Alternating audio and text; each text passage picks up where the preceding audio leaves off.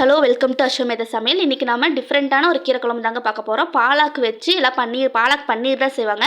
நம்ம பாலாக்கில் வந்து தேங்காய் அரைச்சி ஊற்றி ஒரு டிஃப்ரெண்ட்டான மெத்தடில் இது ஒரு மைசூர் ஸ்டைல் கீரை குழம்புன்னு வச்சுக்கோங்களேன். நம்ம தேங்காயெலாம் அரைச்சி ஊற்றி செம்ம டேஸ்ட்டாக இருக்கும். ஸோ வாங்க பார்க்கலாம். அதுக்கு நம்ம பாலாக்கீரையை வந்து நல்லா கழுவி சுத்தமாக வெட்டி எடுத்துக்கோங்க. பொடி பொடியாக வெட்டி 1/4 கிலோ அளவுக்கு துவரம்பருப்பு, வெட்டின பாலாக்கீரை, மஞ்சத்தூள், சீரகம், பூண்டு, சின்ன வெங்காயம், வரமிளகாய் வந்து நான் 3 வரமிளகாய் எடுத்துக்கோங்க. நீங்கள் காரத்துக்கு ஏற்ற மாதிரி சேர்த்திக்கலாம்.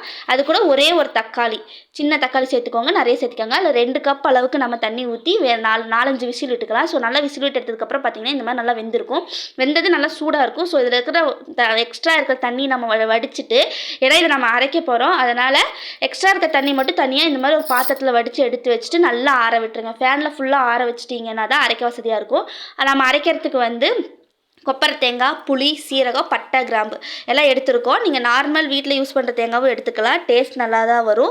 இது எல்லாத்தையும் நம்ம ஒரு ஜாரில் போட்டு ஃபஸ்ட்டு ட்ரையாக அரைச்சிக்கலாம். அப்போ தான் எல்லாம் அரையும்.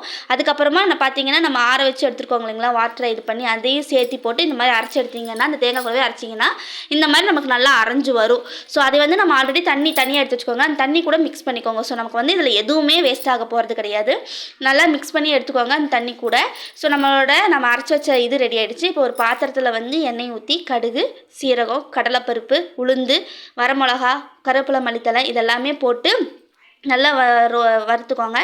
இது கூடயே நம்ம கொஞ்சமாக பெருங்காயத்தூள் சேர்த்திக்கிறோம். அப்போ தான் வந்து நமக்கு வந்து டேஸ்ட் சூப்பராக வரும். ஸோ பெருங்காயத்தூள் சேர்த்தி நம்ம வந்து ஆல்ரெடி அரைச்சி வச்சுருக்கிற அந்த குழம்பு நீங்கள் வந்து இதில் சேர்த்திக்கோங்க. ஸோ சேர்த்தி வந்து நம்ம நல்லா வந்து மிக்ஸ் பண்ணிக்கலாம். இது கூட நம்ம உப்பு பார்த்துக்கோங்க. நம்ம ஆல்ரெடி உப்பு போட்டிருக்கோம். சப்போஸ் உப்பு பத்தலைன்னா இப்போ தேவையாகும் போது உப்பு சேர்த்திக்கோங்க. இது நல்லா கொதிக்க விடுங்க. குழம்பு வந்து ஒரு 10 நிமிஷம் கொதிச்சதுன்னா நம்மளோட சூப்பரான கீரை குழம்பு ரெடி ஆகிடும். ரொம்ப பாலக்கீரை உடம்புக்கு அவ்வளவு நல்லது நமக்கு. ஸோ வந்து நமக்கு வந்து ஹெல்த்தியாகவும் இருக்கும். குழந்தைங்க சாப்பிட்றதுக்கும் நல்லாயிருக்கும். ரொம்ப டிஃப்ரெண்ட்டான டேஸ்ட்டும் வரும்.